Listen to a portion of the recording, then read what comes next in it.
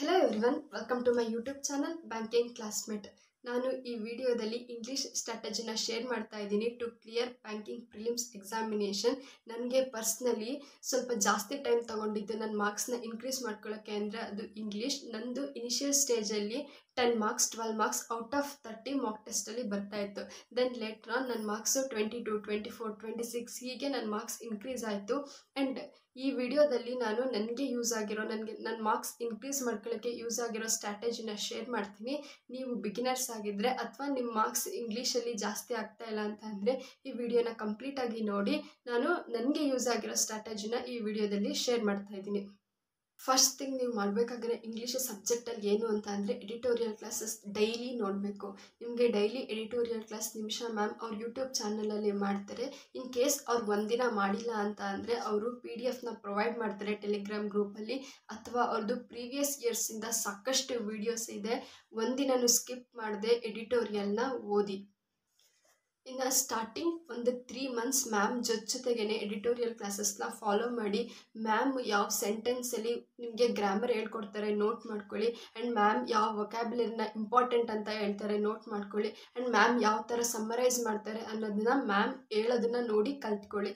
Then 3 months ಆದಮೇಲೆ ನೀವು ವಿಡಿಯೋನ ಪಾಸ್ ಮಾಡಿ ನೀವು ಸಮ್ಮರೈಸ್ ಮಾಡಿ. ದೆನ್ ಮ್ಯಾಮ್ ಸಮ್ಮರೈಸ್ ಮಾಡಿರೋದು ನೀವು ಸಮ್ಮರಿ ಮಾಡಿರೋದು ಒಂದೇನಾ ಅಂತ ನೋಡಿ. ಮ್ಯಾಚ್ ಆದರೆ ಆವಾಗ ವಿಡಿಯೋ ನೋಡೋದನ್ನ ಸ್ಟಾಪ್ ಮಾಡಿ. ಮ್ಯಾಮ್ PDF ಪ್ರೊವೈಡ್ ಮಾಡ್ತಾ ಇರ್ತಾರಲ್ಲ ಟೆಲಿಗ್ರಾಮ್ ಚಾನಲಲ್ಲಿ, ನೀವೇ ಆ PDF ಸ್ಕಿಮ್ ಮಾಡಿ ರೀಡ್ ಮಾಡಿ ಕ್ವಶನ್ಸ್ನ ಸಾಲ್ವ್ ಮಾಡಿ. ಇದು ನಿಮಗೆ ಮೋಸ್ಟ್ ಬೆನಿಫಿಟ್ ಆಗೋ ಥಿಂಗ್ ಅಂತ ಅಂದರೆ ನೀವೇ ಮಾಡಬೇಕು ಓನಾಗಿ. ಎಕ್ಸಾಮಲ್ಲಿ ಯೂಸೇಜ್ ಆಗೋದು ಬೆಸ್ಟ್ ಅಂತ ಅಂದರೆ ನೀವು ಯಾವಾಗ ನೀವೇ ಓನಾಗಿ ಓದ್ತೀರಾ, ಸ್ಕಿಮ್ ಮಾಡ್ತೀರಾ, ನಿಮಗೆ ಕಾಂಪ್ರಿಹೆನ್ಸಿವ್ ನಾಲೆಡ್ಜ್ ಬರುತ್ತೆ. ಸೊ ಇದನ್ನು ಮಸ್ಟ್ ಆ್ಯಂಡ್ ಶುಡ್ ನೀವು ಡೈಲಿ ಮಾಡಿ. ವೊಕ್ಯಾಬ್ಯುಲರಿ ಬರುತ್ತೆ ಎಡಿಟೋರಿಯಲಲ್ಲಿ. ವೊಕ್ಯಾಬ್ಯುಲರಿ ನಿಮಗೆ ಇನಿಷಿಯಲ್ ಡೇಸಲ್ಲಿ ಕಷ್ಟ ಆಗ್ತಿದ್ರೆ 3 to 6 months ನೋಟ್ ಡೌನ್ ಮಾಡ್ಕೊಳ್ಳಿ. ನಿಮಗೆ ಯಾವ ಕಷ್ಟ ಆಗ್ತಿದೆ ಆ ವರ್ಡ್ಸ್ ಅದನ್ನು ಫುಲ್ ನೋಟ್ ಡೌನ್ ಮಾಡ್ಕೊಳ್ಳಿ. ಆಮೇಲೆ 3 to 6 months ಆದಮೇಲೆ ನಿಮಗೆ ಅನಿಸುತ್ತೆ ನನಗೆ ಸ್ವಲ್ಪ ವರ್ಡ್ಸ್ ರಿಟೈನ್ ಆಗ್ತಿದೆ ಅಂತ ಅಂದಾಗ ಆವಾಗ ನೀವು ನೋಟ್ ಡೌನ್ ಮಾಡ್ಕೊಳ್ಳೋದನ್ನ ಸ್ಟಾಪ್ ಮಾಡಿ. ಮ್ಯಾಮು PDF ಪ್ರೊವೈಡ್ ಮಾಡ್ತಿರ್ತಾರಲ್ಲ ಅದರಲ್ಲಿ ರಿವೈಸ್ ಮಾಡಿ. ಆ್ಯಂಡ್ ನಿಮಗೆ ವೊಕ್ಯಾಬ್ಯುಲರಿ ಕಷ್ಟ ಆಗ್ತಿದೆ ಅಂತ ಅಂದ್ಬಿಟ್ಟು ವೊಕ್ಯಾಬ್ಯುಲರಿನ ಸ್ಕಿಪ್ ಮಾಡಿಬಿಡಿ. ವೊಕ್ಯಾಬ್ಯುಲರಿ ಬರೀ 2 marks ಬರುತ್ತೆ, 3 marks ಬರುತ್ತೆ, ಅದು ಮಾಡಿಲ್ಲ ಅಂದರೂ ಆಗುತ್ತೆ ಅಂತ ಸ್ಕಿಪ್ ಮಾಡಿಬಿಡಿ. ಬಿಕಾಸ್ ಒಂದು ವರ್ಡ್ ಒಂದು ಸೆಂಟೆನ್ಸಲ್ಲಿ ಗೊತ್ತಾಗಿಲ್ಲ ಅಂತ ಅಂದರೆ ಸೆಂಟೆನ್ಸ್ ಮೀನಿಂಗೇ ಗೊತ್ತಾಗಲ್ಲ. ಆ್ಯಂಡ್ ಆ ಸೆಂಟೆನ್ಸ್ ಗೊತ್ತಾಗಿಲ್ಲ ಅಂತ ಅಂದರೆ ಆ ಪ್ಯಾಸೇಜ್ ಸಮ್ಮರಿ ನೀವು ಡಿರೈವ್ ಮಾಡ್ತಿರಲ್ಲ ಅದು ಬೇರೆಯೇ ಇರುತ್ತೆ. ಫಸ್ಟ್ ವರ್ಡ್ ಮೀನಿಂಗ್ಸ್ ರಿಟೈನ್ ಆಗ್ತಾ ಇಲ್ಲ ಅಂತ ಅಂದರೆ ಅದು ವಿತ್ ಟೈಮ್ 6 months ಕಳಿಬೇಕು, ರಿಟೈನ್ ಆಗುತ್ತೆ ಆಫ್ಟರ್ 6 months. ಇದು ನನ್ನ personal experience. Don't skip vocabulary ಅಷ್ಟೇ. ವೊಕ್ಯಾಬ್ಯುಲರಿನ ಸ್ಕಿಪ್ ಮಾಡಿಬಿಡಿ. ನಿಮಗೆ ಕಷ್ಟ ಆಗ್ತಿದ್ರೆ ಮಾರ್ನಿಂಗ್ ಒಂದ್ಸಲ ಮಾಡಿ, ಈವ್ನಿಂಗ್ ಒಂದ್ಸಲ ಮಾಡಿ, ರಿವೈಸ್ ಮಾಡಿ ಅಷ್ಟೇ ಬಿಟ್ಟರೆ. ಆ್ಯಂಡ್ ವೊಕ್ಯಾಬ್ಯುಲರಿನ ಮಗಪ್ ಕೂಡ ಮಾಡಬೇಡಿ, ರಿವಿಷನ್ ಮಾಡಿ ಮಗಪ್ ಮಾಡಬೇಡಿ. ವೊಕ್ಯಾಬ್ಯುಲರಿನ ಕಂಪೈಲೇಷನ್ ಮಾಡಿ ಬಿಡ್ತಾರೆ. ಆ ಕಂಪೈಲ್ಡ್ PDF ಆ ವೀಕಲ್ಲಿ ಮುಗಿಸ್ಕೊಳ್ಳಿ. ಈ ಥರ ಮಾಡೋದ್ರಿಂದ ನಿಮಗೆ ವೊಕ್ಯಾಬ್ಯುಲರಿ ಫುಲ್ ರಿಟೈನ್ ಆಗುತ್ತೆ. ನಿಮಗೆ ವೊಕ್ಯಾಬ್ಯುಲರಿ ಮಾರ್ಕ್ಸ್ ಎಲ್ಲೂ ಮಿಸ್ ಆಗಲ್ಲ. 1 marks 2 marks ಮಿಸ್ ಆಗಲ್ಲ. ಆ್ಯಂಡ್ ನಿಮಗೆ ಅದು ಪ್ಯಾಸೇಜ್ ಮಾಡಬೇಕಾದ್ರೆ ಫುಲ್ ಹೆಲ್ಪ್ ಆಗುತ್ತೆ. ನೆಕ್ಸ್ಟ್ ಥಿಂಗ್ ಮಾಡಬೇಕಾಗಿರೋದು ಅಂದರೆ ನ್ಯೂಸ್ ಪೇಪರ್ನ ಓದಬೇಕು. ಡೈಲಿ 1/2 hour 1 hour ನ್ಯೂಸ್ ಪೇಪರ್ನ ಓದಬೇಕು. ನಾನು ಎಡಿಟೋರಿಯಲ್ ಕ್ಲಾಸಸ್ನ ಫಾಲೋ ಮಾಡ್ತಾ ಇದ್ದೀನಿ. ನ್ಯೂಸ್ ಪೇಪರ್ನ ಓದಬೇಕಾ ಅಂತ ಕೇಳಿದ್ರೆ ಎಸ್, ನ್ಯೂಸ್ ಪೇಪರ್ನ ಓದಲೇಬೇಕು. ಎಡಿಟೋರಿಯಲ್ ಕ್ಲಾಸಸ್ ಏನಕ್ಕೆ ಅಂದರೆ ಯಾವ ಥರ ಎಡಿಟೋರಿಯಲ್ನ ಓದಬೇಕು, ಯಾವ ಥರ ಸಮ್ಮರಿ ಮಾಡಬೇಕು, ಯಾವ ಥರ ವೊಕ್ಯಾಬ್ಯುಲರಿ ಕೇಳ್ತಾರೆ ಅನ್ನೋದಕ್ಕೆ ನೀವು ಎಡಿಟೋರಿಯಲ್ ಕ್ಲಾಸಸ್ನ ನೋಡಿ ಕಲಿಬೇಕು. ಅದನ್ನು ನೀವು ಪ್ರಾಕ್ಟೀಸ್ ಮಾಡಬೇಕು ಅಂತ ಅಂದರೆ ಅದನ್ನು ನೀವು ನ್ಯೂಸ್ ಪೇಪರ್ ಓದಿದಾಗ ನಿಮಗೆ ಪ್ರಾಕ್ಟೀಸ್ ಆಗುತ್ತೆ. ಇಲ್ಲ ಅಂತ ಅಂದರೆ ನಿಮಗೆ ಪ್ರಾಕ್ಟೀಸ್ ಆಗಲ್ಲ. ಬರೀ ಓನ್ಲಿ ಎಡಿಟೋರಿಯಲ್ ಕ್ಲಾಸಸ್ ಯೂಸಸ್ ಆಗಲ್ಲ, ಜೊತೆಗೆ ನ್ಯೂಸ್ ಪೇಪರ್ ಓದಿದರೆ ಅಷ್ಟೇ ನಿಮಗೆ ಯೂಸ್ ಆಗೋದು. ಯಾವ ನ್ಯೂಸ್ ಪೇಪರ್ ರೆಫರ್ ಮಾಡ್ತೀರಾ ಅಂತ ಅಂದರೆ ಇಂಡಿಯನ್ ಎಕ್ಸ್ಪ್ರೆಸ್ ಮತ್ತು ಡೆಕ್ಕನ್ ಹೆರಾಲ್ಡ್ ಓದಿ. ನೀವು ಕಂಪ್ಲೀಟ್ ಬಿಗಿನರ್ಸ್ ಆಗಿದ್ದರೆ ಡೆಕ್ಕನ್ ಹೆರಾಲ್ಡಿಂದನೇ ಸ್ಟಾರ್ಟ್ ಮಾಡಿ. ಡೆಕ್ಕನ್ ಹೆರಾಲ್ಡ್ ಪೇಪರ್ ತುಂಬ ಚೆನ್ನಾಗಿದೆ, ನಾನು ಕೂಡ ಓದಿದ್ದೀನಿ. ಆಮೇಲೆ news paper game changer English ಸಬ್ಜೆಕ್ಟ್ಗೆ. ಯಾಕೆ ಅಂತ ಅಂದರೆ ನ್ಯೂಸ್ ಪೇಪರ್ ಓದೋದ್ರಿಂದ ನಿಮಗೆ ಕಾಂಪ್ರಿಹೆನ್ಸಿವ್ ನಾಲೆಡ್ಜ್ ಜಾಸ್ತಿ ಆಗುತ್ತೆ. ರೀಡಿಂಗ್ ಎಬಿಲಿಟಿ ಬರೋದೇ ನಿಮಗೆ ನ್ಯೂಸ್ ಪೇಪರಿಂದ. ಎಡಿಟೋರಿಯಲ್ ನೋಡಿದ್ರೆ ಬರಲ್ಲ. ನ್ಯೂಸ್ ಪೇಪರ್ ನೀವು ಎಷ್ಟು ಚೆನ್ನಾಗಿ ಓದಿ ಅರ್ಥ ಮಾಡ್ಕೊತೀರೋ ಅಷ್ಟು ಚೆನ್ನಾಗಿ ನಿಮಗೆ ರೀಡಿಂಗ್ ಕಾಂಪ್ರಿಹೆನ್ಷನ್ ಯೂಸ್ ಆಗುತ್ತೆ. ನಾನು ಏನು ಮಾಡ್ತಾಯಿದ್ದೆ ಗೊತ್ತಾ, ಒಂದೊಂದ್ಸಲ ನನಗೆ ಬೋರ್ ಆದಾಗ, ನನಗೆ ಲ್ಯಾಪ್ಟಾಪ್ ನೋಡಿ ಬೇಜಾರಾದಾಗ, ನನಗೆ ಸ್ವಲ್ಪ ರೆಸ್ಟ್ ಬೇಕು ಅನ್ನಿಸ್ದಾಗ ನಾನು ಹಾಫ್ ಡೇ ಅಥವಾ ಫುಲ್ ಡೇ ಫುಲ್ ನ್ಯೂಸ್ ಪೇಪರ್ನ ಓದ್ತಾಯಿದ್ದೆ. ಆವಾಗ ನನಗೆ ರಿಲ್ಯಾಕ್ಸ್ ಕೂಡ ಆಗೋದು. ಆ್ಯಂಡ್ ನನ್ನದು ರೀಡಿಂಗ್ ಎಬಿಲಿಟಿ ಜಾಸ್ತಿ ಆಗ್ತಿತ್ತು. ನಿಮಗೆ ಏನಾದರೂ ಇಂಗ್ಲೀಷಲ್ಲಿ ರೀಡಿಂಗ್ ಎಬಿಲಿಟಿ ಇನ್ಕ್ರೀಸೇ ಆಗ್ತಾ ಇಲ್ಲ ಅಂತ ಅಂದರೆ ಅಟ್ಲೀಸ್ಟ್ ಒಂದು ವೀಕಲ್ಲಿ ನಿಮಗೆ ಬೇಜಾರಾದಾಗ ಒಂದು ಹಾಫ್ ಡೇನ ಇಂಗ್ಲೀಷ್ ಬರೀ ಪೇಪರ್ ಓದೋಕ್ಕೆ ಕೊಟ್ಟು ನೋಡಿ. ನಿಮ್ಮದು ರೀಡಿಂಗ್ ಎಬಿಲಿಟಿ ತುಂಬ ಚೆನ್ನಾಗಿ ಇನ್ಕ್ರೀಸ್ ಆಗುತ್ತೆ. ಪ್ಯಾಸೇಜ್ಗೆ ಟೈಮ್ ತಗೊಳ್ತೀರಾ ಅಲ್ವಾ ಓದೋಕ್ಕೆ, ಅದು ಕಡಿಮೆ ಆಗುತ್ತೆ. ನಿಮಗೆ ಸಮ್ಮರಿ ಚೆನ್ನಾಗಿ ಅರ್ಥ ಆಗುತ್ತೆ. ಆ್ಯಂಡ್ ಇನ್ನು ಕೆಲವರು ನ್ಯೂಸ್ ಪೇಪರ್ ಓದಲ್ಲ, ಬುಕ್ಸ್ನ ಓದ್ತೀರಾ, ಅದು ನಿಮ್ಮ ಇಷ್ಟ. ನಿಮಗೆ ಬುಕ್ಸ್ ಇಷ್ಟ ಆಗಿದ್ರೆ ಬುಕ್ಸ್ನೂ ಓದ್ಬೋದು. ಬಟ್ ನಾನು ರೆಕಮೆಂಡ್ ಮಾಡೋದು ನಿಮಗೆ ನ್ಯೂಸ್ ಪೇಪರ್ನ ಓದಿ ಅಂತ. ಇನ್ನು ನ್ಯೂಸ್ ಪೇಪರಲ್ಲಿ ಯಾವ್ದ್ಯಾವುದು ಟಾಪಿಕ್ಸ್ನ ಓದಬೇಕು ಅಂತ ಅಂದರೆ ಎಡಿಟೋರಿಯಲ್ ಸೆಕ್ಷನ್ನ ಓದಿ. Then world news, business news, financial news, sports news, any news ನಿಮಗೆ ಇಂಟ್ರೆಸ್ಟ್ ಇರೋ ನ್ಯೂಸ್, ಈವನ್ ಫ್ಯಾಷನ್, ಸಿನಿಮಾ, ನಿಮಗೆ ಇಂಟ್ರೆಸ್ಟ್ ಇರೋ ನ್ಯೂಸ್ ಯಾವುದಾದ್ರೂ ಓದಿ. ಪೊಲಿಟಿಕಲ್ ನ್ಯೂಸ್ ಕೂಡ ಓದ್ಬೋದು. ಪೊಲಿಟಿಕಲ್ ನ್ಯೂಸಲ್ಲಿ ಏನಂತ ಅಂದರೆ ಡೈಲಿ ಯೂಸೇಜ್ ವರ್ಡ್ಸ್ ಇರುತ್ತೆ. ಎಡಿಟೋರಿಯಲಲ್ಲಿ ಆಥರ್ಸ್ ಬರೆದಿರ್ತಾರೆ ಅಲ್ವಾ, ಸ್ವಲ್ಪ ಕಷ್ಟ ಆಗಿರೋದಿರುತ್ತೆ. ಬಟ್ ಪೊಲಿಟಿಕಲ್ ನ್ಯೂಸಲ್ಲಿ ಏನಿರುತ್ತೆ, ಡೈಲಿ ಯೂಸೇಜ್ ವರ್ಡ್ಸ್ ಇರುತ್ತೆ. ಎಕ್ಸಾಮಲ್ಲಿ ಡೈಲಿ ಯೂಸೇಜ್ ವರ್ಡ್ಸ್ನೂ ಕೇಳ್ತಾರೆ, ಸ್ವಲ್ಪ ವರ್ಡ್ಸ್ ಕಷ್ಟ ಆಗಿರೋದನ್ನು ಕೇಳ್ತಾರೆ. ಸೊ ಪೊಲಿಟಿಕಲ್ ನ್ಯೂಸ್ ಓದೋದ್ರಿಂದ ನಿಮಗೆ ಡೈಲಿ ಯೂಸೇಜ್ ವರ್ಡ್ಸ್ ಯೂಸ್ ಆಗುತ್ತೆ. ಬಟ್ ಅದು ನಿಮಗೆ ಕರೆಂಟ್ ಅಫೇರ್ಸ್ಗೆ ಯೂಸ್ ಆಗಲ್ಲ, ಬಟ್ ಇಂಗ್ಲೀಷ್ ಲ್ಯಾಂಗ್ವೇಜ್ಗೆ ಡೆಫಿನೆಟ್ಲಿ ಯೂಸ್ ಆಗುತ್ತೆ. ಪೊಲಿಟಿಕಲ್ ನ್ಯೂಸ್ ನಿಮಗೆ ಇಷ್ಟ ಇದ್ದರೆ ಪೊಲಿಟಿಕಲ್ ನ್ಯೂಸ್ನೂ ಓದ್ಬೋದು. ಆಮೇಲೆ ನಿಮ್ಮ ಫೋನಲ್ಲಿ ನೀವೇನಾದರೂ ಸ್ಮಾಲ್ ಬಿಟ್ಸ್ ನೋಡ್ತಾ ಇದ್ದೀರಾ ಅಂತ ಅಂದರೆ ಕನ್ನಡದಲ್ಲಿ ನೋಡೋದನ್ನು ಸ್ವಲ್ಪ ಸ್ಟಾಪ್ ಮಾಡಿ.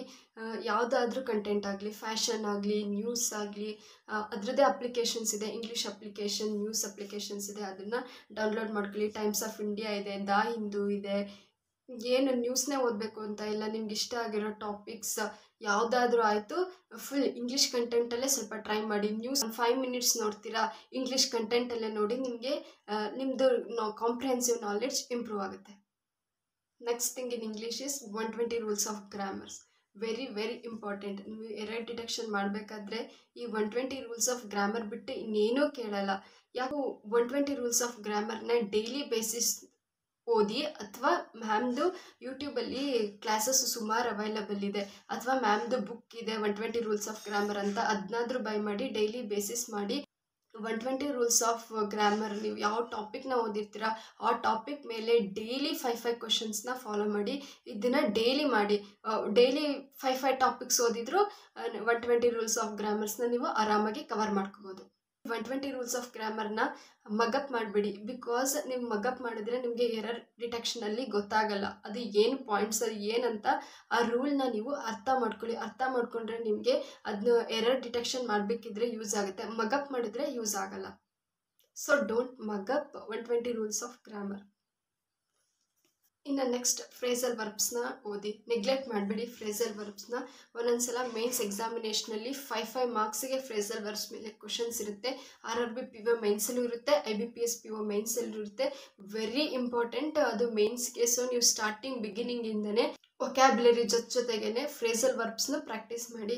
ಫ್ರೇಸಲ್ ವರ್ಬ್ಸ್ ವೊಕ್ಯಾಬ್ಯುಲರಿಗೆ ನಿಮಗೆ ಸೋರ್ಸ್ ಅಂತ ಅಂದರೆ ನಿಮಿಷ ಬನ್ಸಲ್ ಮ್ಯಾಮ್ದು ಬುಕ್ ಇದೆ, ವೊಕ್ಯಾಬ್ ಪ್ರಾಡಜಿ ಅಂತ. ಅದರಲ್ಲಿ ಎವ್ರಿಥಿಂಗ್ ಫ್ರೇಸಲ್ ವರ್ಬ್ಸು ಇದೆ, ವೊಕ್ಯಾಬ್ಯುಲರಿ ಇದೆ, ಡೈಲಿ ಬೇಸಿಸ್ ಕವರ್ ಮಾಡ್ಕೊಳ್ಳಿ.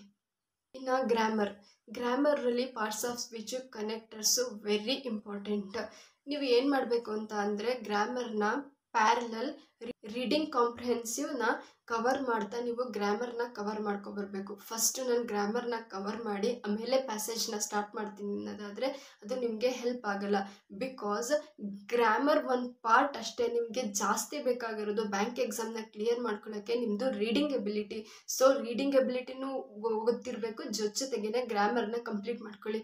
ಗ್ರಾಮರಲ್ಲಿ ಪಾರ್ಟ್ಸ್ ಆಫ್ ಸ್ಪೀಚಲ್ಲಿ ಡೈಲಿ ಒಂದಿನ ನೌನ್ ಮಾಡಿದ್ರೆ ನೆಕ್ಸ್ಟ್ ಡೇ ಪ್ರೊನೌನ್ ಮಾಡ್ಕೊಳ್ಳಿ. ಈ ಥರ ಆರಾಮಾಗಿ ಪ್ಯಾರಲಲ್ಲಾಗಿ ಕವರ್ ಮಾಡಿ. ಒಂದೇ ಸಲ ಗ್ರಾಮರ್ನ ಮಾಡಿ ನೆಕ್ಸ್ಟ್ ನಾನು ರೀಡಿಂಗ್ ಕಾಂಪ್ರಿಹೆನ್ಷನ್ಗೆ ಹೋಗ್ತೀನಿ ಅಂತ ಮಾಡಬೇಡಿ.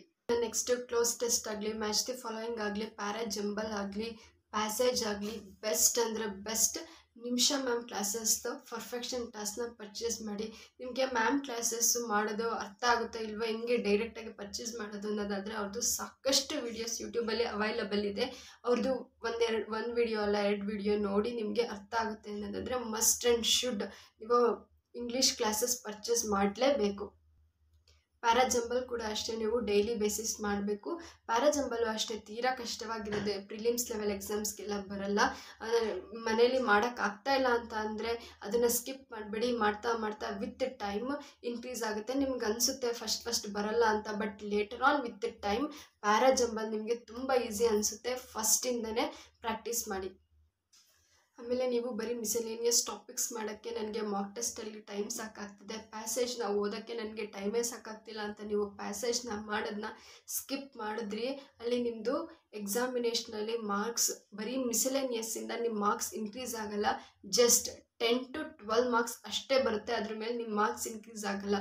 ಮಸ್ಟ್ ಆ್ಯಂಡ್ ಶುಡ್ ನಿಮಗೆ ಮಾಕ್ ಟೆಸ್ಟ್ ಮಾಡಬೇಕಾದ್ರೆ ಟೈಮ್ ಸಾಕಾಗಿಲ್ಲ ಅಂದ್ರೂ ನೀವು ಡೇ 1ಇಂದ ಪ್ಯಾಸೇಜ್ನ ಮಾಡೋದನ್ನ ಸ್ಟಾರ್ಟ್ ಮಾಡಿ. ಬಿಕಾಸ್ ನಮಗೆ ಎಕ್ಸಾಮಿನೇಷನಲ್ಲಿ ಮಾರ್ಕ್ಸ್ ನಿಮಗೆ 20+ ಬರಲೇಬೇಕು ಅಂತ ಅಂದರೆ ನೀವು ಪ್ಯಾಸೇಜ್ನ ಮಾಡಲೇಬೇಕು. ಪ್ಯಾಸೇಜಲ್ಲಿ ನಿಮಗೆ 100% ಆ್ಯಕ್ಯುರೇಸಿ ಬರೋದು ಪ್ಯಾಸೇಜಲ್ಲೇ. ನಿಮಗೆ ಮಿಸಲೇನಿಯಸ್ ಟಾಪಿಕ್ಸ್ ತಪ್ಪಾದರೂ ಕೂಡ, ಇವಾಗ ಎರರ್ ಡಿಟೆಕ್ಷನ್ ಕೊಡ್ತಾರೆ ಅಂತ ಹೇಳಿ ಎರರ್ ಡಿಟೆಕ್ಷನ್ ತಪ್ಪಾಗ್ಬೋದು, ಬಟ್ ನೀವು ಪ್ಯಾಸೇಜ್ ಮಾಡೋದನ್ನ ಕಲ್ತ್ರಿ, ನಿಮ್ಮ ರೀಡಿಂಗ್ ಎಬಿಲಿಟಿ, ನಿಮ್ಮ ರೀಡಿಂಗ್ ಸ್ಕಿಲ್ಸ್ ತುಂಬ ಚೆನ್ನಾಗಿತ್ತು ಅಂತ ಅಂದರೆ ನಿಮಗೆ ಪ್ಯಾಸೇಜಲ್ಲಿ 100% ಆ್ಯಕ್ಯುರೇಸಿ ಬರುತ್ತೆ.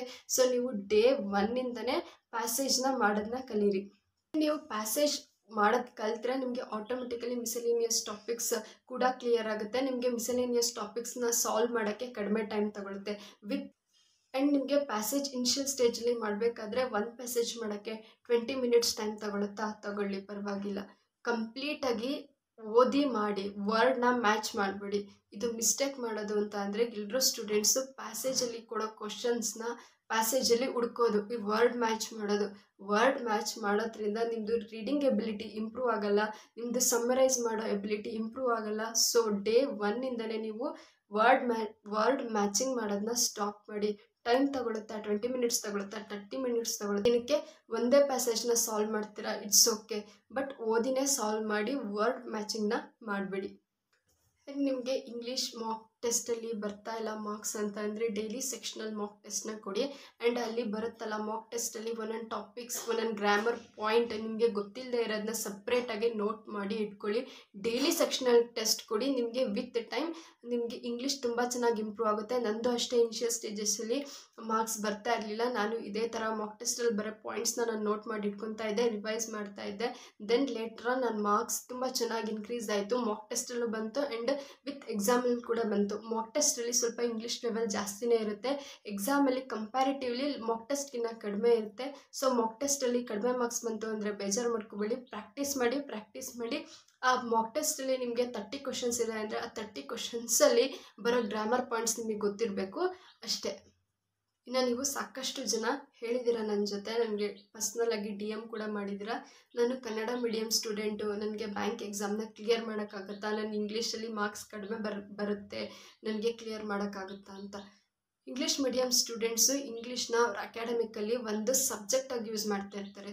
ಅಕಾಡೆಮಿಕ್ಸಲ್ಲಿ ಪ್ಯಾಸೇಜ್ ಮಾಡಿರಲ್ಲ, ಪ್ಯಾರಾಜಂಬಲ್ಸ್ ಮಾಡಿರಲ್ಲ, ಎರರ್ ಡಿಟೆಕ್ಷನ್ ಮಾಡಿರಲ್ಲ, ಜಸ್ಟ್ ಇಂಗ್ಲೀಷ್ನ ಸಬ್ಜೆಕ್ಟಾಗಿ ಯೂಸ್ ಮಾಡಿರ್ತೀವಿ. ಸೊ ನೀವೇ ಒಂದು ಬ್ಯಾಗೇಜ್ನ ಇಟ್ಕೊಬೇಡಿ, ನಾನು ಕನ್ನಡ ಮೀಡಿಯಮ್ಮು, ನನಗೆ ಇಂಗ್ಲೀಷ್ ಮಾಡೋಕ್ಕಾಗಲ್ಲ ಅಂತ. ಇವನ್ ಇಂಗ್ಲೀಷ್ ಮೀಡಿಯಮ್ ಅವ್ರಿಗೂ ಕೂಡ ಇಂಗ್ಲೀಷು ಕಾಂಪಿಟೇಟಿವ್ ಎಕ್ಸಾಮ್ಸಲ್ಲಿ ಸ್ವಲ್ಪ ಡಿಫ್ರೆಂಟ್ ಆಗೇ ಇರುತ್ತೆ, ಸೊ ಡಿಫಿಕಲ್ಟ್ ಆಗೇ ಆಗುತ್ತೆ. ನಿಮಗೆ ಕಷ್ಟ ಆಗ್ತಿದೆಯಾ, ಟೈಮ್ ತಗೊಳುತ್ತಾ, ಟೈಮ್ ಕೊಡಿ, ಪ್ರಾಕ್ಟೀಸ್ ಮಾಡಿ. ಅದನ್ನು ಬಿಟ್ಟು ನಾನು ಕನ್ನಡ ಮೀಡಿಯಮ್ ಅಂತ ನೀವು ತಲೆಯಲ್ಲಿ ಹಾಕೋಬಿಡಿ, ಅದೊಂಥರ ಎಕ್ಸ್ಟ್ರಾ ಬ್ಯಾಗೇಜ್ ಆಗೋಗುತ್ತೆ, ನಿಮ್ಮ ಮೇಲೆ ನೀವೇ ಸೆಲ್ಫ್ ಡೌಟ್ ಮಾಡ್ದಂಗೆ ಆಗುತ್ತೆ. ಸೊ ಸೆಲ್ಫ್ ಡೌಟ್ ಮಾಡಿಬಿಡಿ, ನಿಮ್ಮ ಕೈಲಾಗುತ್ತೆ, ನೀವು ಮಾಡಿ. ಈ ವಿಡಿಯೋದಲ್ಲಿ ನನಗೆ ಇಂಪಾರ್ಟೆಂಟ್ ಅನಿಸೋ, ನನಗೆ ಯೂಸ್ ಆಗಿರೋ ಸ್ಟ್ರಾಟಜಿನ ಈ ವಿಡಿಯೋದಲ್ಲಿ ಶೇರ್ ಮಾಡಿದ್ದೀನಿ. ನಿಮಗೆ ಇನ್ನೂ ಏನಾದರೂ ಡೌಟ್ಸ್ ಇದ್ದರೆ ಕಮೆಂಟ್ ಮಾಡಿ, ನಾನು ರಿಪ್ಲೈ ಮಾಡ್ತೀನಿ. ಈ ವಿಡಿಯೋ ನಿಮಗೆ ಇಷ್ಟ ಆಗಿದ್ದರೆ ಲೈಕ್ ಮಾಡಿ, ಏನು ಅನ್ನಿಸ್ತಿದೆ ಅಂತ ಕಮೆಂಟ್ ಮಾಡಿ, ನಿಮ್ಮ ಫ್ರೆಂಡ್ಸ್ ಜೊತೆ ಶೇರ್ ಮಾಡ್ಕೊಳ್ಳಿ ಆ್ಯಂಡ್ ಚಾನಲ್ಗೆ ಸಬ್ಸ್ಕ್ರೈಬ್ ಮಾಡಿ. Thank you for watching.